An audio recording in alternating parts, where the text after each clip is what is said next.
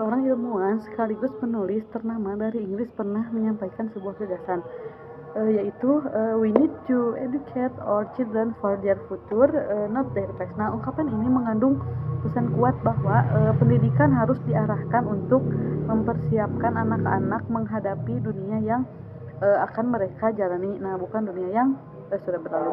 Nah, dalam konteks pendidikan masa kini, kita kerap mendengar kalimat yang serupa maknanya, yaitu didiklah anak sesuai dengan zamannya. Nah, yang artinya pendidikan harus selaras dengan perkembangan zaman, tantangan baru, dan peluang yang muncul di era ini. Kita saat ini hidup di abad ke-21, sebuah era yang sangat berbeda dari masa lalu. Nah, di abad 21 ini perkembangan teknologi yang begitu cepat, derasnya arus informasi, serta perubahan dalam pola hidup masyarakat menjadikan tantangan yang dihadapi oleh generasi muda semakin kompleks. Nah, mereka tidak hanya dituntut untuk cerdas secara akademik, tapi juga harus memiliki beragam keterampilan hidup yang relevan dengan kondisi zaman. Untuk itu, guru dan siswa perlu memiliki keterampilan belajar dan karakter yang dapat membantu mereka menghadapi era ini dengan percaya diri dan kesiapan yang matang. Nah, dalam dunia pendidikan telah dikenali 6 kompetensi utama yang dianggap sangat penting untuk diajarkan dan dikembangkan dalam diri siswa di abad 21. Nah, keenam keterampilan ini bukan hanya penting untuk keberhasilan akademik, tetapi juga sangat relevan untuk kehidupan pribadi, sosial maupun profesional di masa depan. Apa saja keenam keterampilan tersebut? Nah, yang pertama yaitu berpikir kritis dan pemecahan masalah, atau critical thinking dan problem solving. Nah, kemampuan berpikir kritis adalah kemampuan seseorang untuk menganalisis informasi secara mendalam, menilai argumen secara rasional, dan membuat keputusan berdasarkan pemikiran yang logis. Sedangkan pemecahan masalah adalah kemampuan untuk mengidentifikasi tantangan, mencari solusi, dan mengambil tindakan yang tepat. Nah, dua kemampuan ini sangat penting karena di era digital informasi datang dari berbagai sumber yang belum tentu semuanya akurat. Tanpa kemampuan berpikir kritis, siswa akan mudah percaya pada informasi yang menyesatkan atau bahkan hoax. Nah, sebagai guru, salah satu cara untuk mengembangkan keterampilan ini adalah dengan membiasakan siswa berdiskusi, menganalisis suatu kasus nyata, atau memecahkan persoalan dengan metode ilmiah. Nah, guru juga bisa menumbuhkan kemampuan ini dengan cara mengajak siswa untuk selalu bertanya, menantang asumsi, dan membuktikan argumen mereka melalui data atau logika yang kuat. Nah, yang kedua yaitu komunikasi atau communication. Nah, komunikasi adalah keterampilan fundamental yang harus dikuasai setiap individu di abad ini. Siswa harus mampu menyampaikan ide, gagasan, atau pendapat mereka secara jelas, baik secara lisan maupun tulisan. Nah, keterampilan ini sangat diperlukan agar pesan mereka yang disampaikan bisa dimengerti oleh orang lain dengan baik, serta mencegah terjadinya salah paham. Nah, untuk melatih kemampuan komunikasi siswa, jadi guru bisa menyediakan ruang bagi siswa untuk aktif berbicara di kelas, menyampaikan pendapat, presentasi kelompok, atau menulis refleksi pribadi. Selain itu, guru juga perlu memberikan contoh komunikasi yang baik, seperti bagaimana berbicara sopan, menyimak dengan penuh perhatian, serta memilih kata-kata yang tepat sesuai dengan konteks situasi. Nah, yang ketiga yaitu kolaborasi atau collaboration.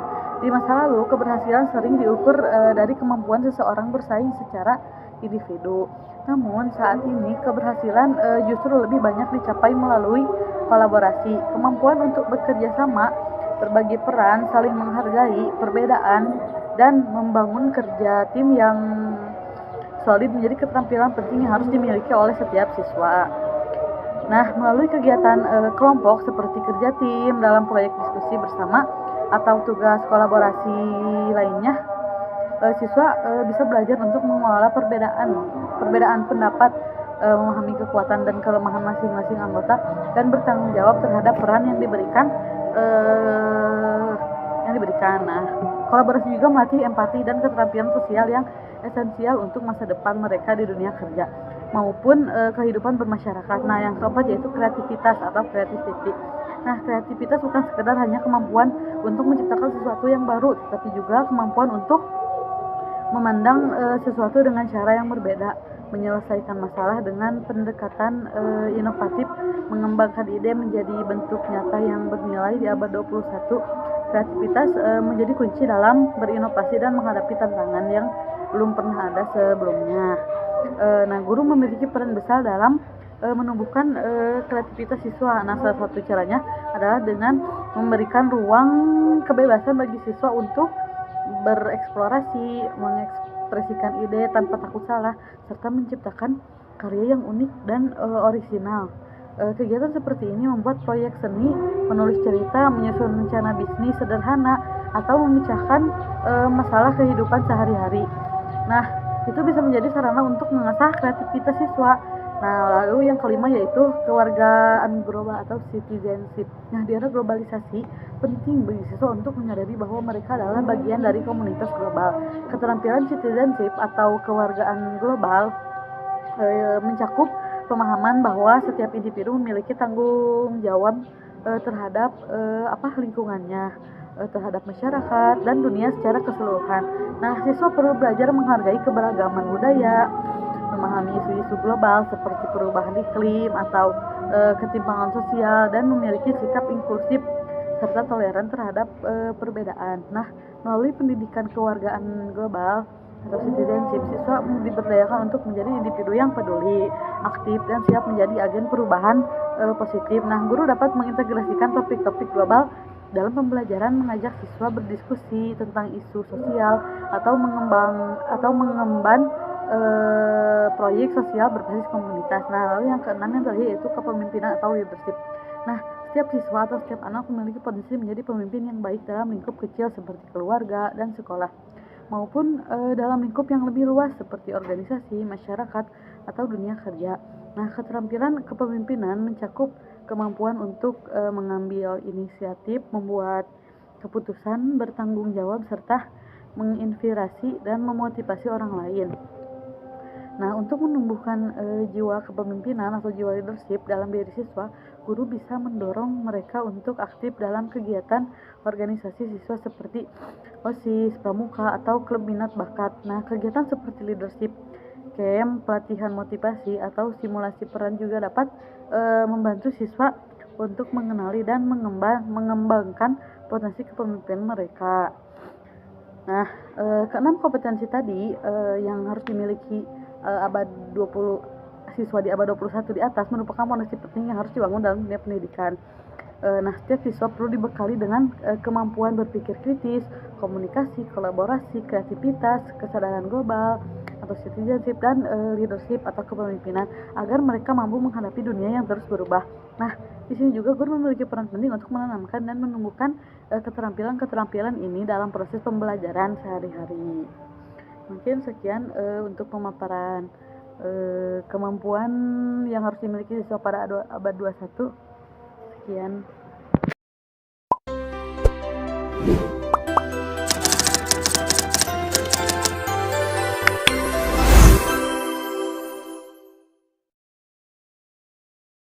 Di abad 21 yang sudah memasuki era digital ini, dunia pendidikan menghadapi tantangan yang besar.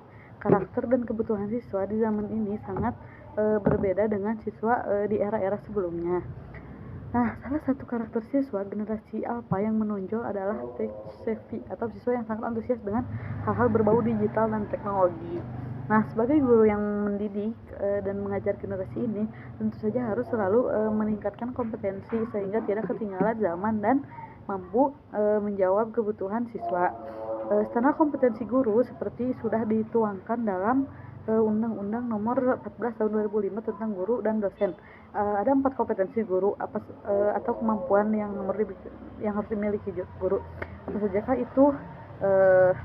Antara lain yaitu kompetensi pedagogi, kompetensi kepribadian, kompetensi profesional, dan kompetensi sosial. Nah, dalam salah satu indikator kompetensi profesional guru adalah mampu memanfaatkan teknologi dalam proses pembelajaran untuk menjawab tantangan zaman.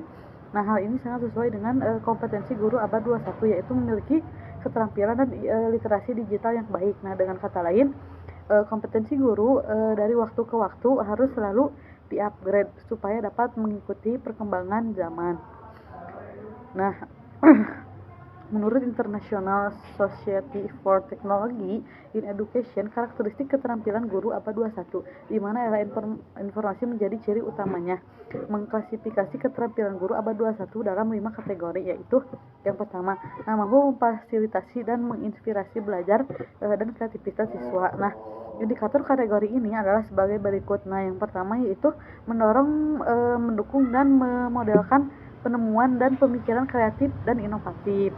Nah, lalu yang kedua, melibatkan siswa dalam menggali isu dunia nyata atau real world dan memecahkan permasalahan otentik menggunakan tool atau sumber-sumber digital. Nah, lalu mendorong refleksi siswa menggunakan tool kolaboratif untuk menunjukkan dan mengklarifikasi pemahaman, pemikiran, perencanaan konseptual dan proses kreatif siswa. Nah, yang keempat yaitu modelkan konstruksi pengetahuan kolaboratif dengan cara melibatkan diri belajar dengan siswa, kolega, dan orang-orang lain baik melalui aktivitas tatap muka maupun melalui lingkungan virtual. Nah, lalu yang kedua yaitu merancang dan mengembangkan pengalaman belajar dan asesmen era digital. Kompetensi pendidik yang menuntut guru pintar untuk mampu merancang dan mengembangkan pengalaman belajar dan asesmen era digital memiliki indikator sebagai berikut. Nah, yang pertama yaitu merancang atau mengadaptasi pengalaman belajar yang tepat dengan mengintegrasikan tools atau sumber digital untuk mendorong belajar dan kreativitas siswa. Lalu yang kedua yaitu mengembangkan lingkungan belajar yang melibatkan peran serta teknologi sehingga memungkinkan semua siswa merasa ingin tahu dan ikut berpartisipasi aktif dalam menyusun tujuan belajar, mengelola pembelajaran, self-regulated learning, dan mengukur perkembangan belajarnya sendiri. Lalu yang ketiga yaitu melakukan penyesuaian dan personalisasi belajar yang dapat memenuhi strategi, gaya belajar, dan kemampuan menggunakan tools serta sumber-sumber digital yang beragam. Lalu yang keempat yaitu menyediakan alat evaluasi formatif dan sumatif yang bervariasi sesuai dengan standar teknologi dan konten yang dapat memberikan informasi bermanfaat bagi proses pembelajaran siswa maupun pembelajaran secara umum di sekolah. Lalu yang ketiga, poin utamanya itu menjadi model cara belajar dan bekerja di era digital, kompetensi guru profesional yang mampu menjadikan guru bekerja di era digital dapat dilihat dari indikator berikut ini. Yang A yaitu menunjukkan kemahiran dalam sistem teknologi dan dapat mentransfer pengetahuan ke dalam teknologi dan situasi yang baru. Lalu yang kedua yaitu berkolaborasi dengan siswa, teman sejawat, dan komunitas menggunakan tool-tool dan sumber digital untuk mendorong keberhasilan dan inovasi siswa. Lalu yang ketiga yaitu mengkomunikasikan ide atau gagasan secara efektif kepada siswa, orang tua, dan teman sejawat menggunakan aneka ragam format media digital. Nah, lalu yang keempat yaitu mencontohkan dan memfasilitasi penggunaan secara efektif tool-tool digital terkini untuk melakukan analisis evaluasi dan memanfaatkan sumber informasi tersebut untuk mendukung penelitian dan pembelajaran. Lalu yang keempat, yang poin utamanya yaitu mendorong dan menjadi model tanggung jawab. Nah, tanggung jawab dan masyarakat digital dengan indikator diantaranya sebagai berikut. Lalu yang A yaitu mendorong, mencontohkan dan mengajar bagaimana menggunakan teknologi informasi digital secara sehat, legal, dan etis, termasuk bagaimana menghargai hak cipta, hak kekayaan intelektual, dan dokumentasi sumber belajar. Lalu yang kedua yaitu memenuhi kebutuhan siswa yang beragam dengan menggunakan strategi pembelajaran yang berpusat pada siswa atau student center dan memberikan akses yang memadai terhadap tool-tool digital dan sumber belajar digital lainnya. Lalu yang C yaitu mendorong dan yang ketiga mendorong dan mencontohkan penggunaan teknologi informasi yang sesuai etika digital dan juga tanggung jawab interaksi sosial. Lalu yang keempat yaitu mengembangkan dan mencontohkan pengembangan budaya serta kesadaran global melalui keterlibatan atau partisipasi dengan teman sejawat dan siswa dari budaya lain menggunakan tool komunikasi dan kolaborasi digital. Nah, lalu yang kelima yaitu yang terakhir yang utamanya berpartisipasi dalam pengembangan dan kepemimpinan profesional. Nah, partisipasi dalam pengembangan dan kepemimpinan profesional ini memiliki indikator sebagai berikut.